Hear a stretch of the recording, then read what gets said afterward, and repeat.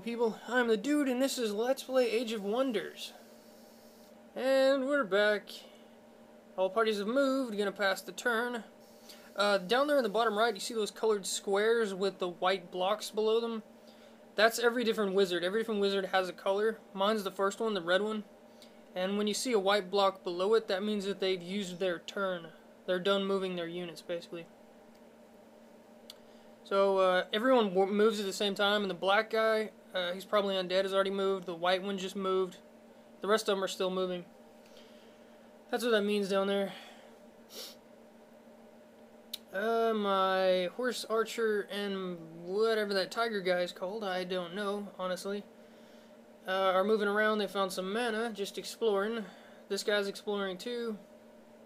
Whenever I hit water and mountains, I like to circle all the way around them to clear them on the map, to know where you can move, because you can't normally move through water and mountains. So it's good to find the pathways through, because that's where your enemies are going to come to attack you. So it's actually a really good strategy where you find the entrances to your area. My area is this bottom right area. So far I think I've found 3 entrances. One in the top northeast, one underground, and then one shadow world right there on the screen. And you can build towns near them and defend them that way, because you'll constantly have vision of them and you'll have units there to attack them. So it's one decent strategy. These guys right here I'm showing off, they're not what I thought they were in the last video. There are higher level chaos units that are ridiculously tough. These are the lower level easy ones. So these guys aren't that tough. They're probably level 2 units if I had to take a guess. I moved everyone else but the elephant rider away, because I just don't need them for this fight. As I just said, these are the really low level chaos units. They're not strong at all. My elephant rider is going to destroy them. They do have magic strike, and they do have a lot of immunities, but my elephant rider doesn't have any magic strike of his own, so the immunities mean nothing, basically. And their magic strike means very little because their own damage is really low. As you can see, I've cleared more of the map, and you see an independent army down there. It's a necromancer and a zombie. If I stayed in range of them, they would have attacked me. They would have attacked my elephant rider, and I didn't want them to do that. That's why I moved back. Just showing off some of his abilities. He can drain will, which is useless on this unit because he can't control units. He's got black bolts, which is a ranged death attack, basically. He's got life stealing. He's got death strike. A lot of good stuff. A lot of that stuff doesn't work very well on the necromancer himself. He's more of a ranged unit. He doesn't have very good combat stats. So the life stealing is kind of useless. The death strike's kind of useless. The drain will is obviously useless, at least for him. If there's another unit in your army that can actually mind control, then he can drain will and then they can mind control, but you need both units, or both abilities.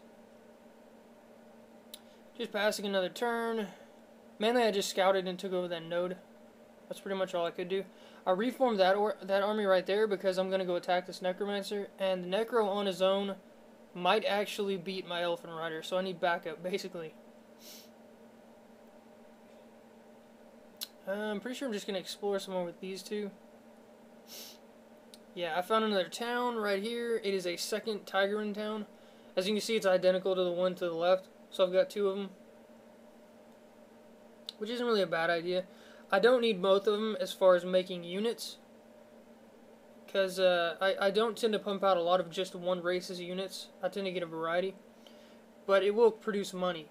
So one of them I just won't upgrade, basically. It'll just sit there producing money. And these are the independents. The necro's in the back, obviously. Mainly all I really have to worry about from him is black bolts, which is a ranged death magic attack. And the zombie is a level 1 undead unit. That's the independent guy in the front right there. He's more or less garbage. He's one of the worst units in the entire game, so I don't really have to worry about him. There's black bolts right there. He got unlucky and missed twice on a unit that has no resistances at all. So the necro just got really unlucky that round. And my elephant rider just did half his fucking health. I'm just going to use my weaker guys to gang up on the zombie. As unlucky as the Necro got, my army's getting really unlucky right now. This zombie should be dead by now. By all rights. He should have been dead in a couple of hits. But, you know, just random number generator, I'm not hitting him. I'm getting really unlucky, so. Elephant Rider just killed the Necro pretty easily. As I said, the Necro has really good abilities, but none of them really work well on him because he's not a good combat unit. He's basically a ranged, sit in the back, throw, death bolt type guy. That's all he does. And he can animate dead. If something dies on the screen, it doesn't matter if it's your units or their units, he can animate them, bring them back. They get all the stats that they had before, and they're on your team now, basically. So let's just say my Elephant Rider from some crazy fluke ended up dying. He could animate him, bring him back, and he would have the Elephant Rider on his team, and I would have all weak units, and he'd have all good units. So I'd have been screwed, basically. That wouldn't have happened, though. There was almost no chance he would have killed my Elephant Rider without some serious fucking luck. Sometimes luck will completely screw you, though. I mean, if they get all their hits in for max damage, you can take a very unexpected amount of damage in a very short amount of time. I'm just buying out the second Tiger in town. I'm going to leave the ranged unit, which is the Firecat, to guard it. And I'm going to take, I think that other guy's called a, fuck, I don't know. I know he throws darts or shurikens or something like that. He has a throwing weapon. I don't remember his name because I don't really play Tigrin as my main race much.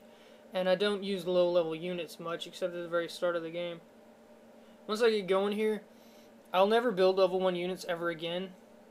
And I'll build very, very few level 2 units. Like the Nomad Archer, the guy that you see on the screen right there with the bow, he's one of the best level 2 units in the entire game. So I'll keep building him. There's a handful of other level 2 units that are worth keeping. Like the Dark Elf... The Dark Elf mounted swordsman guy is really good. He's got great movement. He starts out with Magic Strike. He has decent stats for level 2 unit. And more importantly, he starts out with Lifesteal. So he's a really good level 2 unit. But yeah, there's only a couple like that that are actually worth using throughout the game. Oh yeah, and the Crossbowmen. They're level 1 units, but they're extremely good. Especially for town defense. I'm just kind of moving around my towns, seeing what I want to build. I forgot to put this on produce housing, so I'm going ahead and doing that.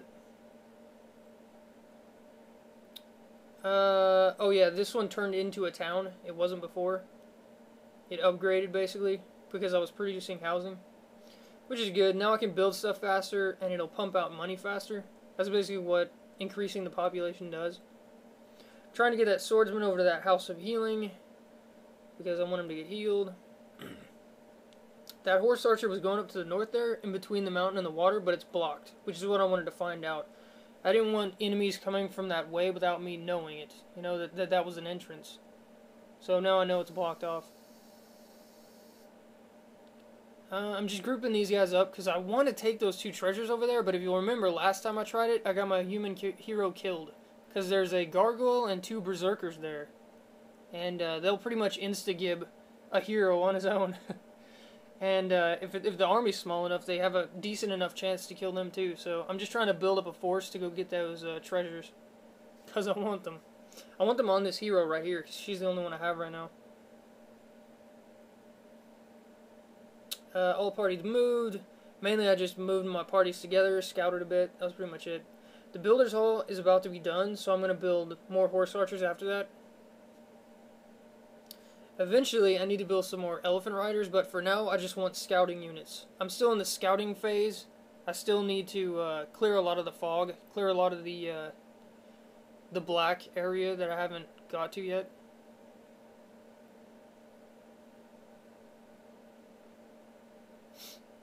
It looks like at this point, I'm trying to get... Yeah, I was trying to get my elephant rider up to the House of Healing, but as you see, he really doesn't need it. Yeah, see? He really doesn't need it right now, so I'm actually going to form him up with these guys. I'll have a group of 8 to take on the Gargoyle and the 2 Zerkers. Or at least that's the plan. I'm going to put these 2 together, and they're going to continue scouting this this west area right here from my base. At this point, I went ahead and healed my my footman. At this point, I'm trying to scout to find wizards, to find the enemy wizards before they find me, basically. If they find me first and I don't know where their town is, it makes it really hard to tell which direction they're coming from, if that makes sense. Makes it a lot easier to defend against them when I know where their main base is. So right now I'm trying to get out to the west to find whoever's over there, if there even is someone. The game doesn't automatically put everyone in set positions around the map, it's random. There might be a guy in, let's say, the south right next to me, or there might be no one there. There might be a guy in the east above me, or there might be no one there. There might be 5 guys in the underground, there might be none. So, until I actually find them, I don't know where their main bases are. It's not like Warcraft, where everyone starts in, a set position. My footman is exploring right now because I'm forming up my armies, and most of my units are my horse archers who should be scouting. So since I can't really get that footman back over here easily, I'm just going to scout with him. That's what he's doing right now. All my bases are producing housing. That one just made a horse archer, which is good. I need more of them. And I've got those 2 nodes producing magic. I think I showed it earlier in the video when I actually captured the node itself, that earth node is producing twice as much mana. Because it's an earth node and because my wizard is earth mastery. Which is good. Twice as much mana is awesome. You know the mana I can get to speed up research. These guys are still scouting, and they found an inn, I think. No, a watermill, sorry. It produces 20 gold, and it's got 1 water strider, I think is what that guy's called. He's a summoned unit normally, but independent armies can be anything. They can be from any race, they can be summoned units, they can be chaos units, they can be anything. I've got that army formed up. As you can see, that's a full party. You can only have 8 units per party. And then I'm going to send these guys over there, and if you'll remember, there's the Gargoyle and the Double Zerker units. There's still the Strangler unit over there, somewhere, to the right. And there's still the Yeti unit. So there's at least 3 units, independent parties, hanging around there to the right, and none of them are easy. The Strangler can paralyze. The Yeti has Cold Strike and decent stats. The Gargoyle can fly. The Zerkers hit twice each turn. So none of those are pushovers. That's why I've got this big army here. I want to clear them out. I'm just showing off some of the skills. I finished, what the hell is it called? The one that speeds up research that I've been learning since the beginning of the game. I finished that one and I was showing off some of the other skills.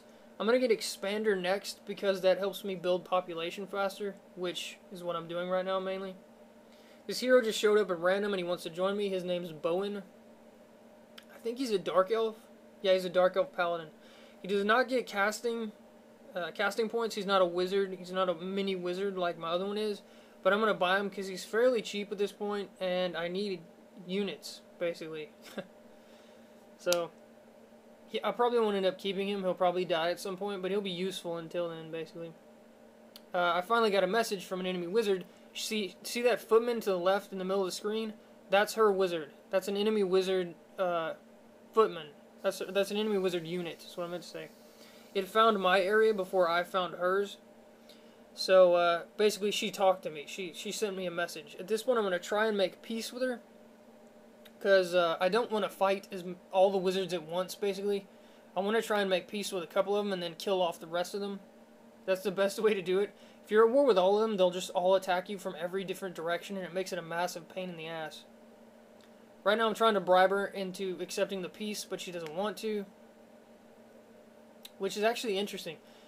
I'm a neutral race, I'm nomads, and she's a neutral race, she's frostlings. Usually you can get a peace with races of the same alignment, but she really doesn't want to. As you can see, I've given her everything I have, and she's still at the bottom. It says Arctica would never accept this offer. So she just doesn't want peace at all. Basically, she wants war. I don't know why. Like I said, I mean, she's neutral just like I am. She should want peace. She should want to ally up. But she's being a bitch, so we're going to have to kill her. Yeah, that means since that footman came from the north, that means there's a wizard right above me to the north. Otherwise, he wouldn't have gotten here so quickly. So she's just above me. And I need to find out where her main base is as soon as possible. This is that windmill that produces money. The Water Strider just used a move called Phase. You can use it once per battle, and it basically lets you teleport to any enemy unit on the screen. Excuse me. So he teleported to my spirit and tried to attack me for no damage. He failed, basically. At this point, I'm just going to gang up on him and kill him and take over the windmill. I got a trap in. It might possibly enslave him. If it did, I would probably use him to scout, because he's got decent movement and decent stats. But, we'll see what happens here. I'm still attacking him just in case the enslavement fails.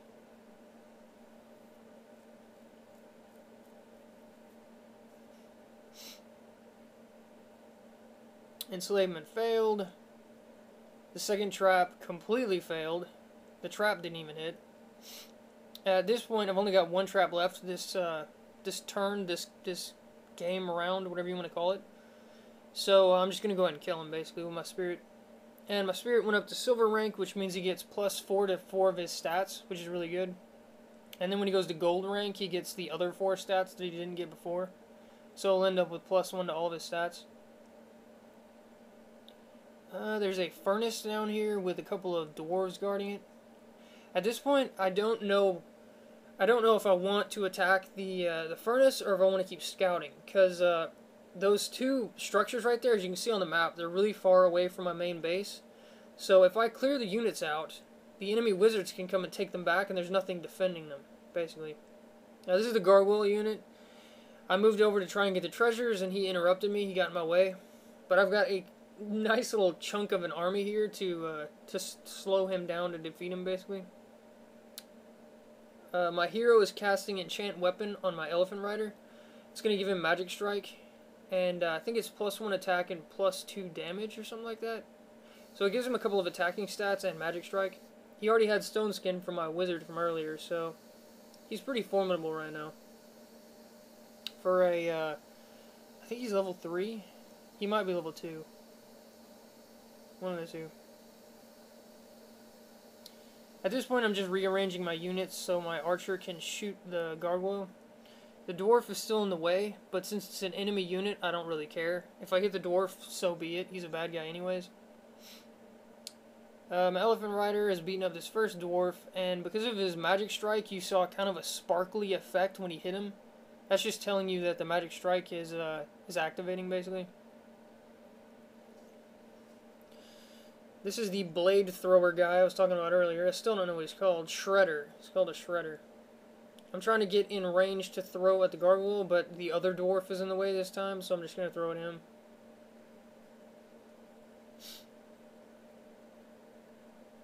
As you can see, Estra used up her casting points to cast that Enchant Weapon spell.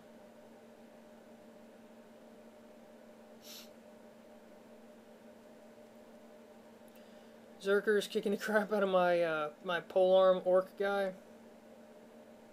That's pretty much to be expected. He's level 1, he has horrible stats. The Zerker's level 2 and is actually a decent unit, so basically he was just cannon fodder. My hero got some EXP, which is always good.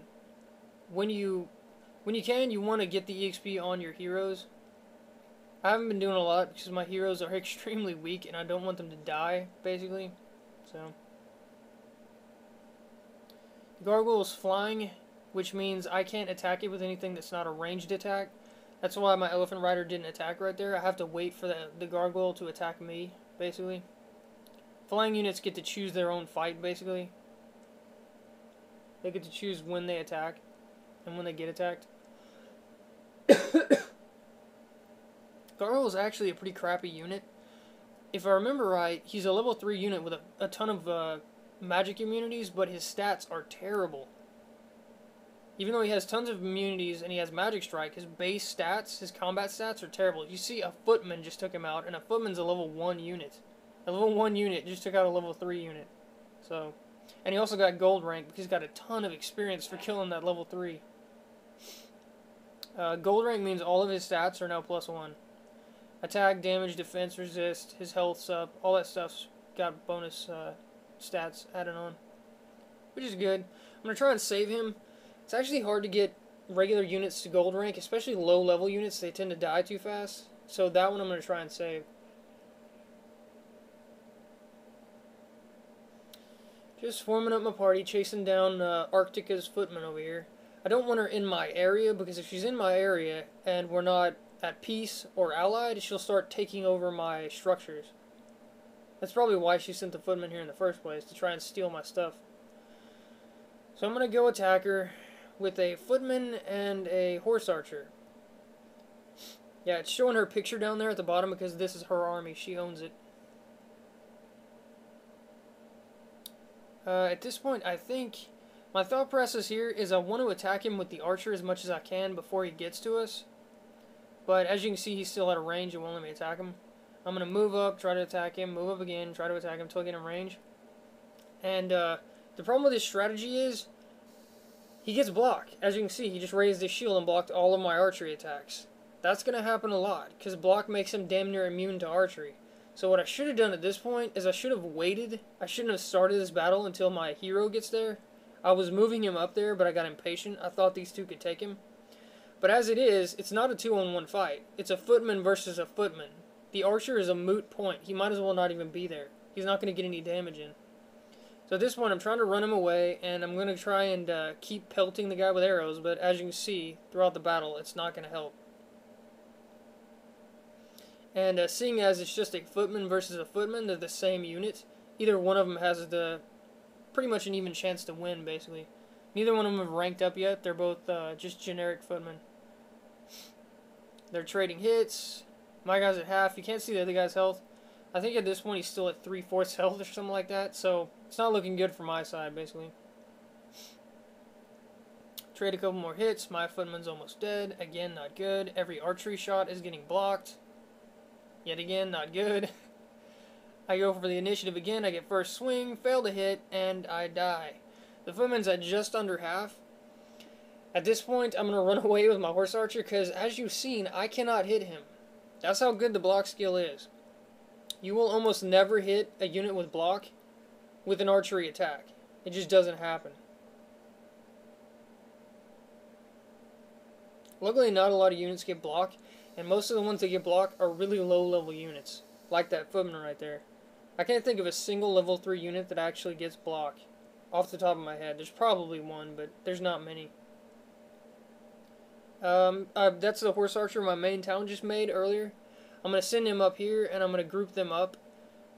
Bowman, he hit a haste tree, so we got more movement. Bowman right there, my new hero, is going to take out the footman, or at least that's the plan. And then after that, I'll have a couple of horse archers backing him up, so we can keep exploring. Arctica's pissed that I attacked her footman. Like I said earlier, she's in my territory. If I hadn't attacked her, she would have started taking over my structures. Guaranteed she would have. And then that would have started the war anyways. So there was no point in waiting.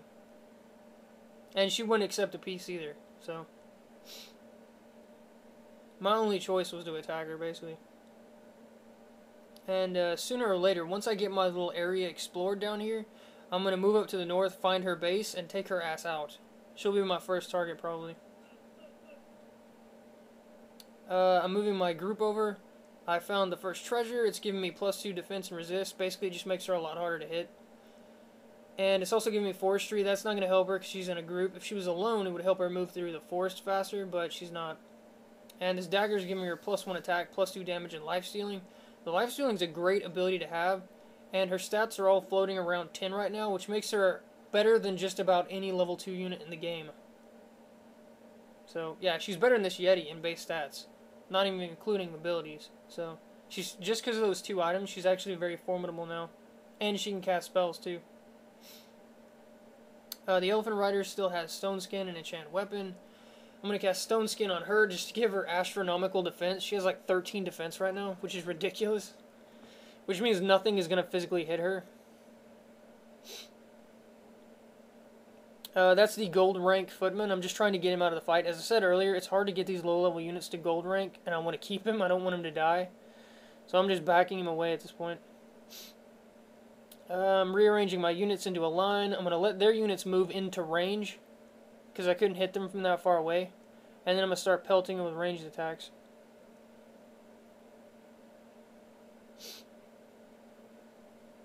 At this point, my main target is the Yeti. The two little Frostling guys, they're garbage. Pretty much every Frostling unit is garbage. It's just a fact. They're probably the worst race in the entire game. They don't really get any good benefits. Every single one of them is fire weak. And later on in the game, you get a building that will negate that weakness. But even still, none of their units have really good stats. None of them have really good abilities. None of them stand out. They're all really weak. So yeah, I'm not really. Basically, all that was about was I'm not really worried about those two little soldier guys.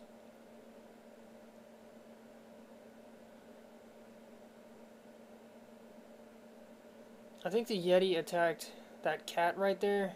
I don't really care that it's attacking the cat. Right now I'm trying to get these little weak guys out of my way. My elephant just went gold rank. He's got +1 to all stats, which is nice. But yeah, I'm just trying to get these little Frostling guys out of my way so they'll stop interrupting my movement. And they're gone. Easy enough. This was a mistake right here. At the time, I knew it was a mistake, but I did it anyways. I was hoping that we could get this guy down this turn, but I'd forgotten that I'd already moved my elephant rider. So, really big mistake on my part. I should have moved my archer back away from the fight instead of moving him closer to the Yeti, because the Yeti is fully capable of killing my horse archer in 1 round. See, he moved past the cat, completely ignored him, and just completely annihilated my horse archer in 1 round. So, yep, should not have done that.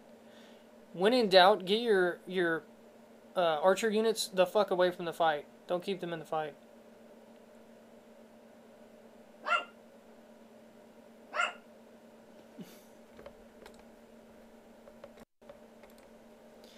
Sorry about that. I had a retarded dog barking in the background. Had to go take care of it. If he hears me talking, he likes to bark. Usually we have him in the other room when I'm doing this, but someone let him out, so there you go. Anyways, I used up that group's movement, or at least the way the groups move, they use the lowest movement score of anyone in the group. So if you have like a footman in the group with really terrible movement, everyone moves at his movement score. But you can still move the other guys individually. So I moved the horse archer individually to get the mana, and then moved him back. I think it was mana. Might have been money, I don't know. Estra got her level 2 finally. I can either get resistance. Resistance is the worst stat in the game. It helps mitigate magic strikes, and it helps mitigate magic spells, but you don't run into that anywhere near as much as regular attacks. The damage would have been decent, but she already has really good damage. So what I ended up doing was, just to keep her safe, I got her a ranged attack. It gave me the option to get her poison darts. It's basically weaker than archery in damage, but it has a chance to poison the enemy, and it's a ranged attack. So now I can keep her out of the fight if I need to, and still get EXP, basically. Another enemy wizard just found me. I don't know where his unit is at the moment, but he must have walked into my territory or walked near one of my units. I'm trying to offer him peace, just like Arctica. Like I said, I don't want to be at war with everyone at once, but as you can see, just like Arctica, he does not want peace. I offered him all the mana and all the money I have, and it still says, would never accept this offer, which means it's useless. So the 2 wizards so far I've found basically just want war. That's all they want. And I can't really do anything about it. There's the Strangler unit. Like I said, I knew they were over there somewhere. He has Strangle and Cause Fear. Basically every attack he makes against someone has a chance to panic them. And once they have the panic debuff, every time they do something, they have a chance to stop attacking, stop moving, and just run away at a random direction. It's a really good ability to have. Really bad to have against you. A lot of the dragon units later on in the game have Cause Fear. So every time they attack your units, basically they're so badass that they scare your units, and they have a chance to run away. I'm trying to get in range for poison darts, just so I can show it off, basically. As you can see, it looks just like archery, except it's got a little poison trail behind it. That guy's my gold rank footman. I'm still trying to keep him out of the fight till I can get him healed. Eventually, I'll either get to a healing station thing, whatever the fuck it's called, House of Healing, or we'll move so much that his natural regeneration will heal him. I didn't want the Strangler to do that. The Strangler is going after my weaker units, that shredder guy on the far right. I wanted him to attack my elephant rider, but you can't really control who they attack. You just have to go with it.